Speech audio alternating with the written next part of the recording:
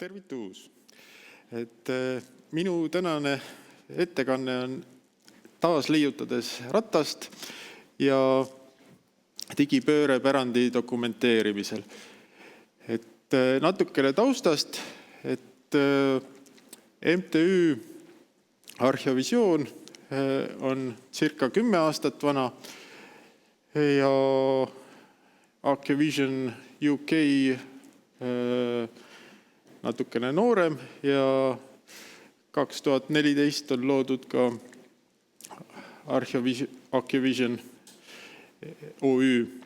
Ja meie eesmärk on uurida erinevaid meetodeid ja pakkuda sobilikke tehnilisi lahendusi kultuuripärandi dokumenteerimiseks.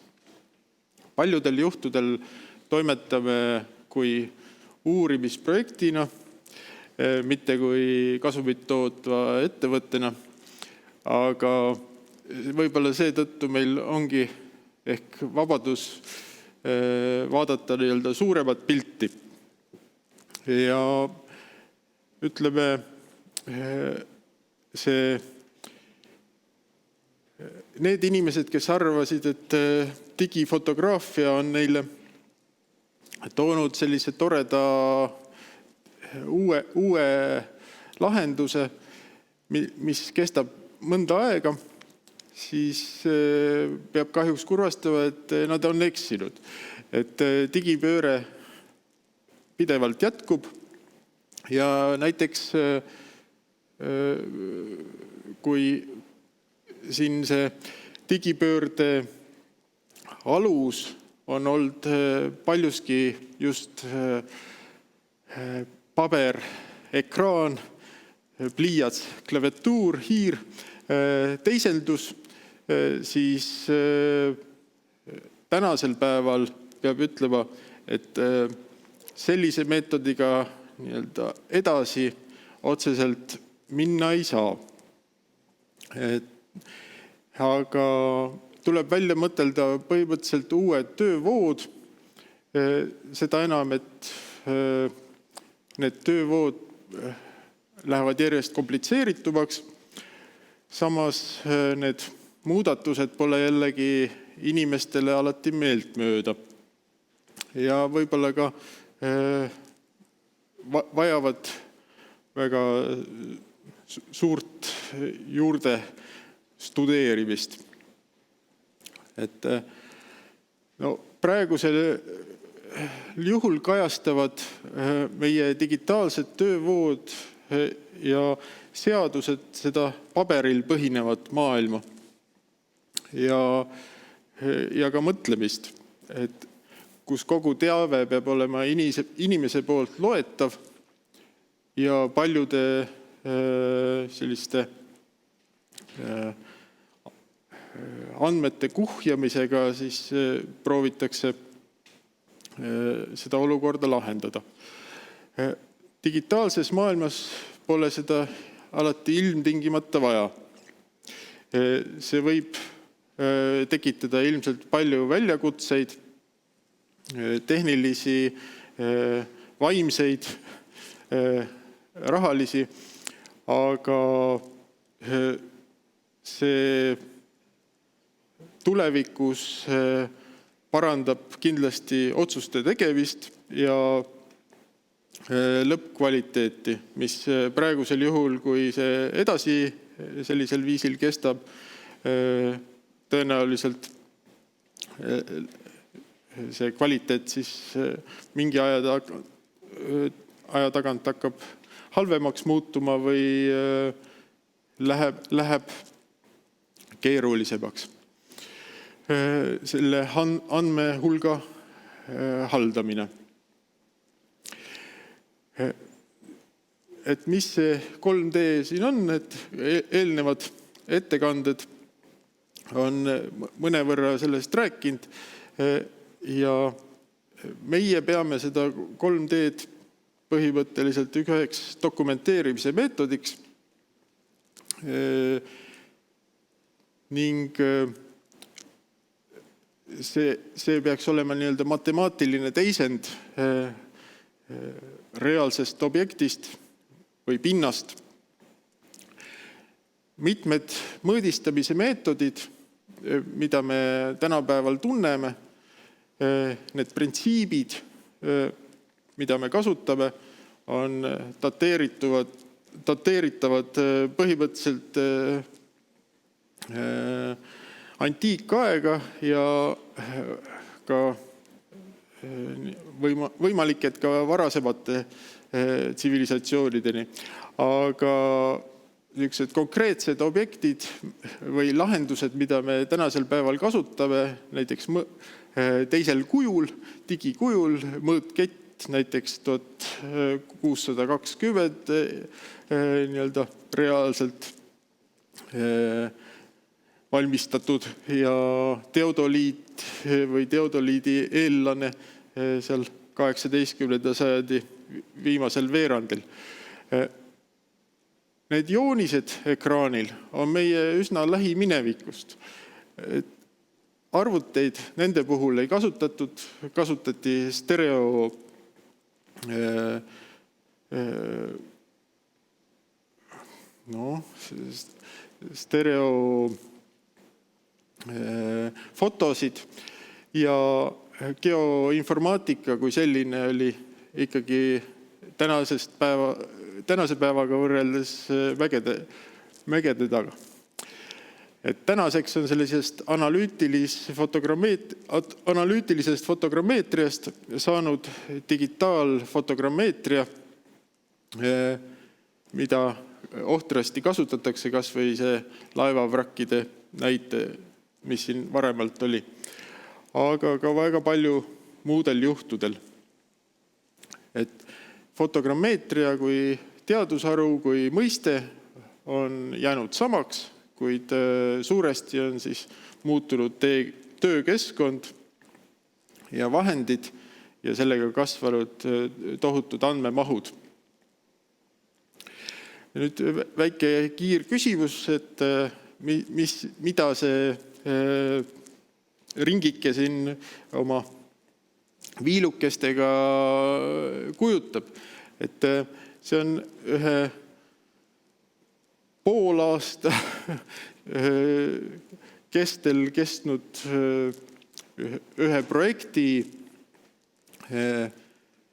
ka seotud tegevused ja tänasel päeval on otsuste tegemine põhimõtteliselt üle poole ajast võtavad erinevad otsused, kas siis tellija poolt, tegija poolt või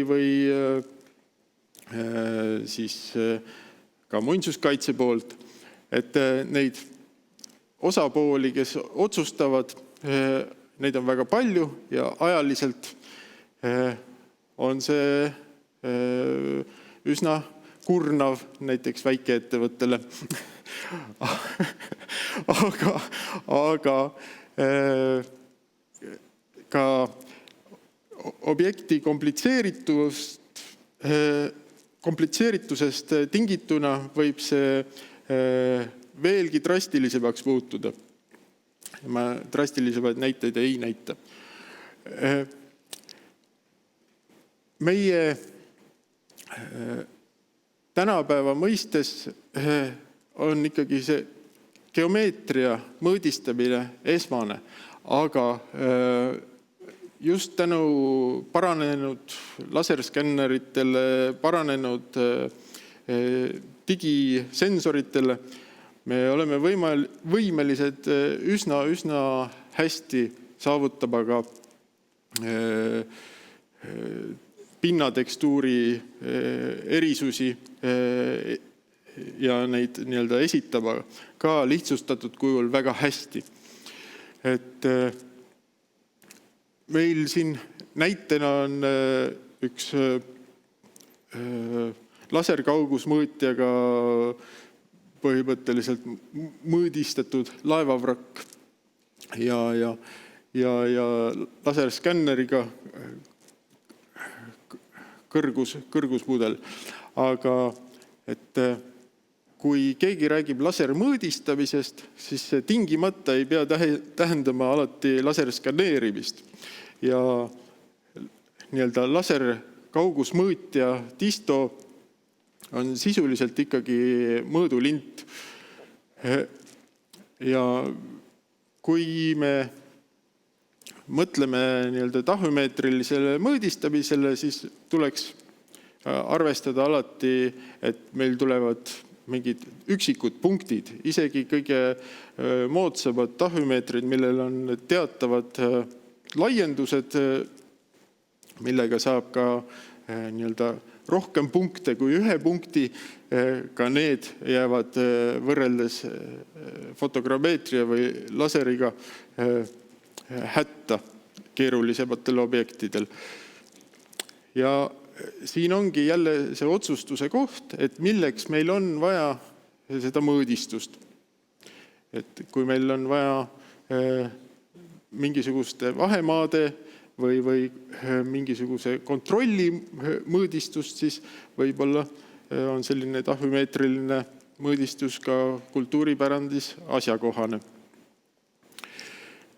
See otsustamine on olemasoleva info põhjal, kättesaadava info põhjal ülikeeruline. Et seal neid nüansse, mille üle otsustada, on väga palju. Ja üks peamine tegur, mis otsustamisi mõjutab, soovite või mitte, on raha. Et palju mingisugune tegevus maksab, see määrab paljuski, millist muusikat nii-öelda tellitakse. Ja ma ei tea, kas tänaseks päevaks on nagu olukord paranenud, aga ma juba latsutan liiga palju. Aga kui toodi. Muinsuskaitse seaduses, hiljem parandage mind, aga kas dokumenteerimise teemat on tänaseks päevaks nagu ikkagi käsitletud või mitte, et minu teadaolevalt mitte. Et valdkonna tegijate ühine eesmärk peaks olema see viga parandada minu arvates. See mõõdistamise töövoog iseenesest on küllaltki nii-öelda lihtne. Et on andmete kogumine, kas laserskanneri, fotogrammeetria või mingi näiteks struktuurvalgusskanneriga. Siis järgmine samm on andmete töötlemine, kuskil raud ragiseb ja inimesed ootavad lõpptulemust suure ärevusega. Siis nende andmete visualiseerimine, kas siis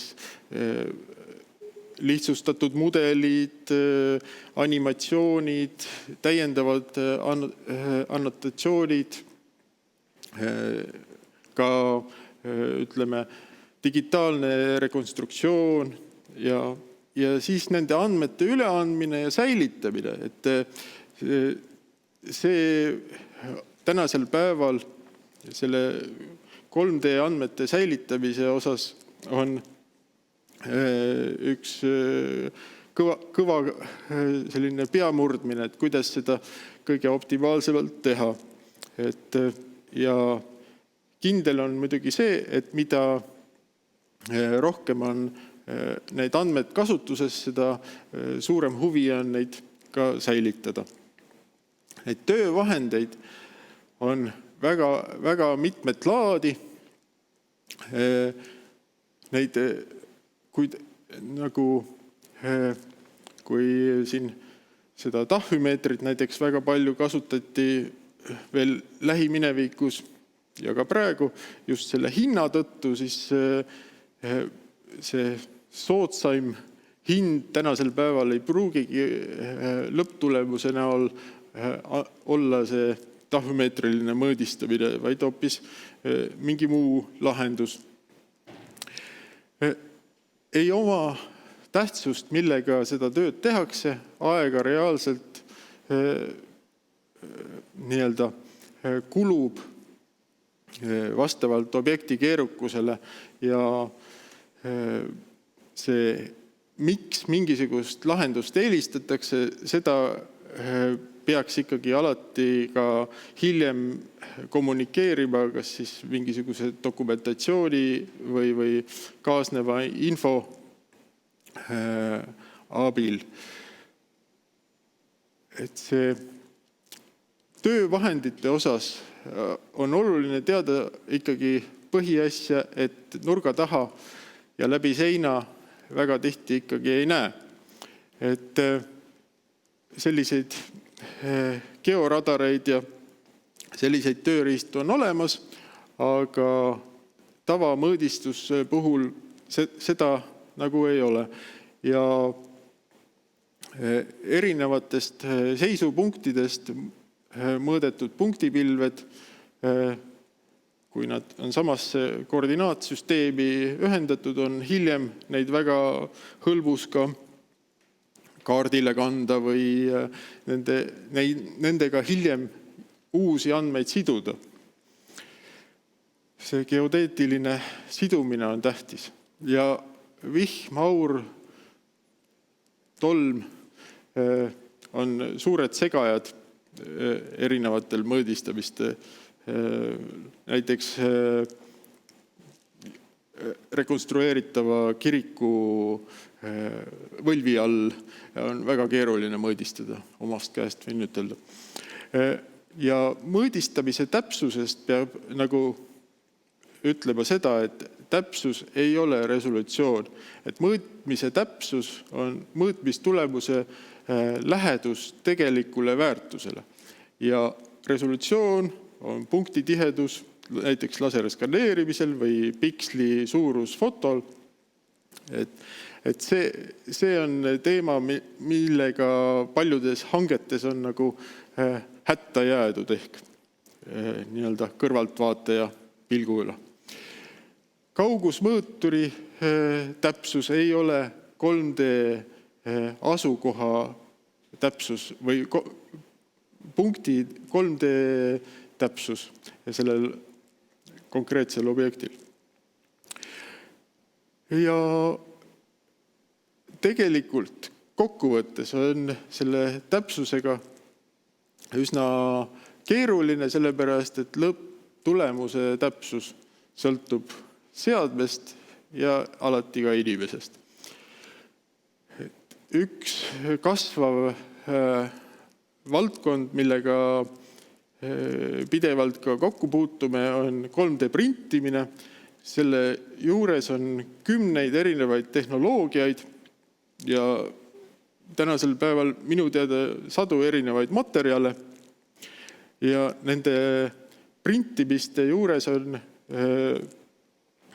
jällegi oluline teada, miks me seda vajame. See otsus tuleb varemalt ette ära teha ikkagi ja mitte töö käigus arutleda, et need asjad võib-olla ikkagi mingisuguse asenduse või täiendusena konserveeritavale objektile näiteks on ebasobilikud või siis sobilikud.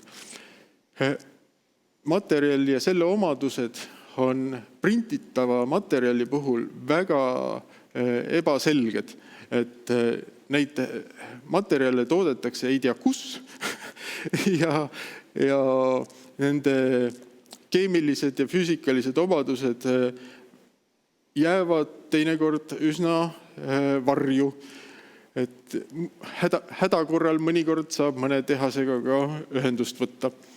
Aga see vajadus ja erilisus tänasel päeval mängivad palju rolli ja osadel puhkudel olen täheldanud ka Eestis, et osade objektide puhul siis kas 3D mudel antakse CNC pingile või 3D printerile, mille tulemusena siis saab luua mingi asendava või täiendava osa sellele objektile. Et siis peab tõsiselt nagu kaaluma, kas need keemilis-füüsikalised obadused ikkagi nagu õigustavad seda tegevust. Ja üks selline neutraalne, aga edev näide Kristjan Akkermanni näituselt, kus siis ka on üks 3D print sinna töötuppa sattunud. Need 3D mõõdistusi, nagu ma ütlesin, on tehtud väga ammu ja Eestis on 3D mõõdistamisega tegelenud tsiviilkäibes oleva fotogrammeetriliste tööriistadega Kaljo Pärtna ja tema meeskond 70-ndatest 90-ndateni.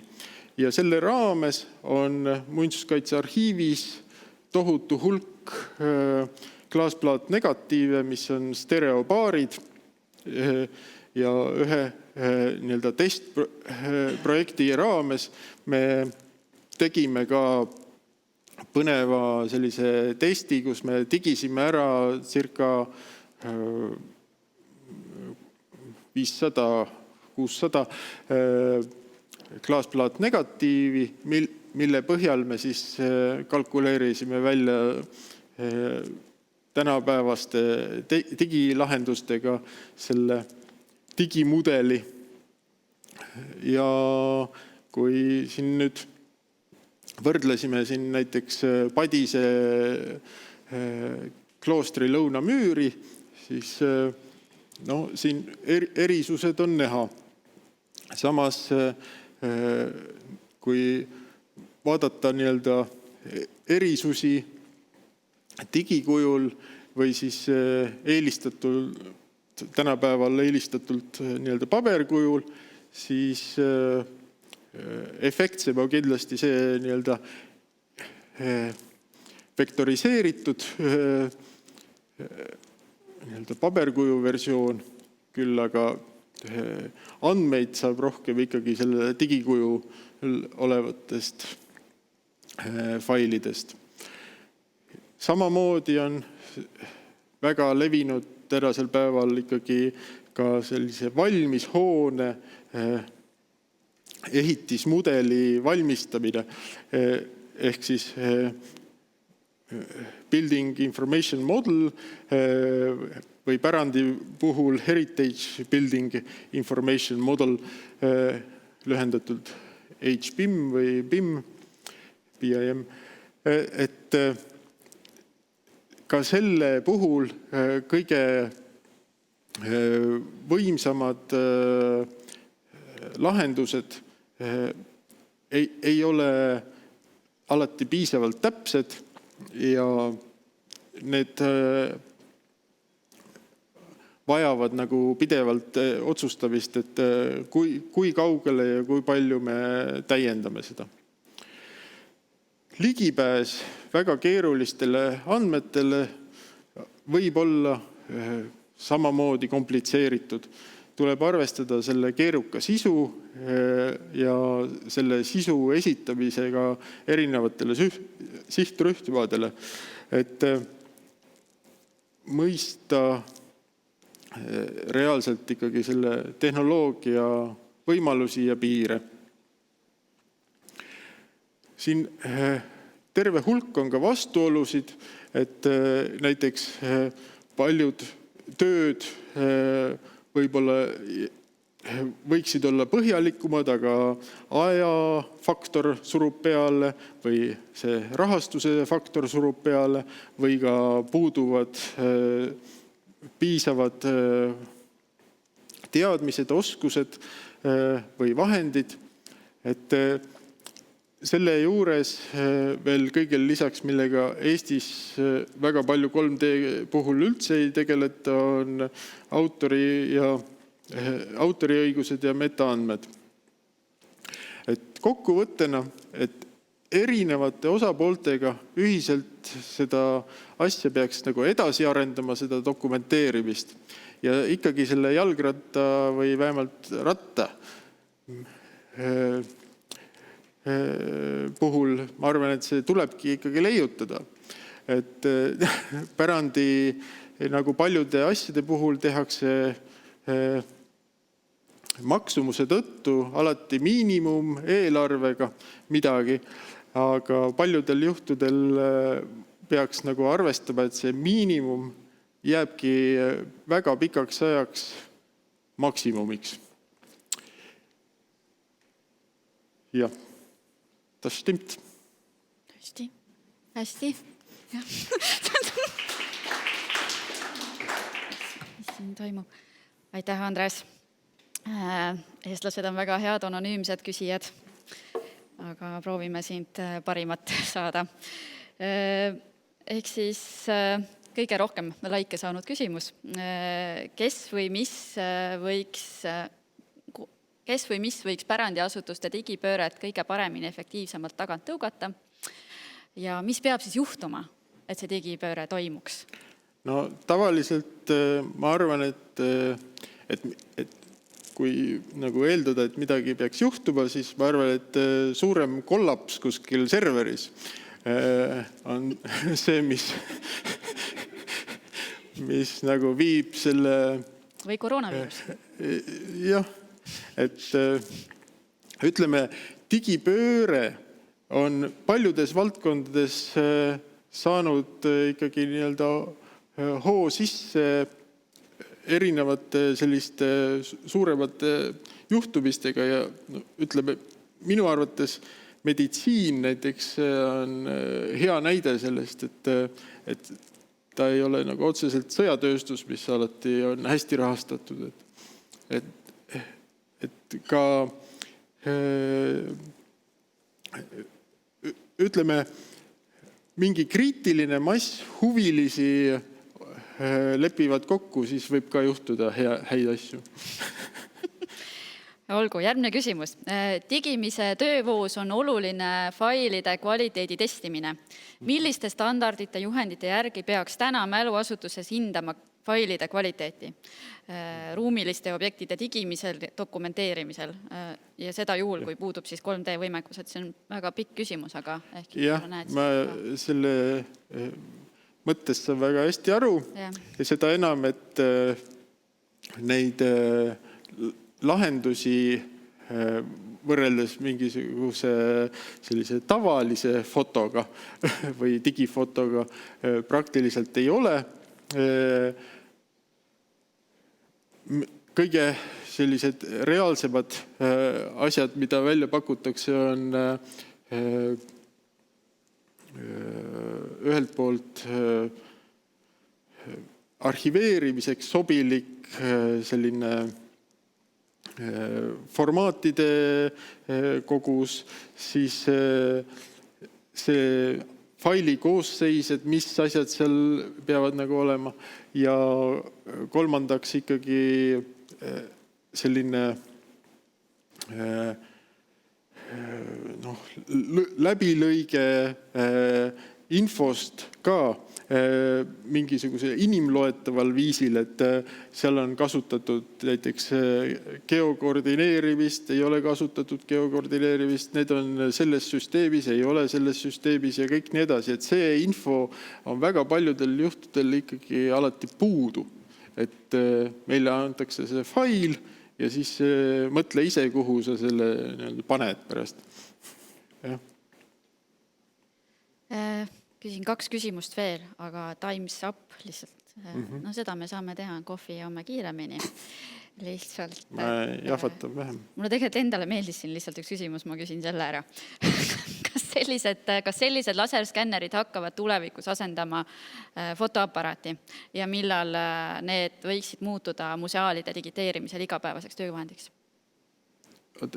Kas laserskännerid hakkavad tulevikus asendama oleneb sellest objektist ja sellest materjalist, et on laserskännereid, mis on tõesti mikroni täpsusega võimelised mõõdistama, aga ta mõõdistab geomeetriat ehk siis seda pinda, mitte aga see värvipool jääb nagu kehvaks. Et on eri lahendusi olemas, aga need on ikkagi üsna kallid. Et ma arvan, et mingil määral see muutub hädavajalikuks, eriti selliste objektide puhul, mis on eriti kas õrnad või raskesti kättesaadavad. Aga samuti ka, kas või see Akkermanni näitus, et figuurid kuskilt Simuna kiriku altari pealt ei ole kunagi enne inimestele nii lähedal olnud, et tänu mõõdistamisel on. 50 aasta pärast äkki? Ma arvan, et aja mõttes, et see juhtub isegi vähem kui 10 aasta pärast. Hästi. Ja siis viimane küsimus, mis ongi sulle, sa pead mõtlema välja küsimuse. Mis on esimene küsimus, mida peaks küsima, kui mõõdistamist 3D digiteerimist alustada? Milleks mul seda vaja on? Väga hea. Aitäh, Andres. Veel üks aitäh aplaus, jah.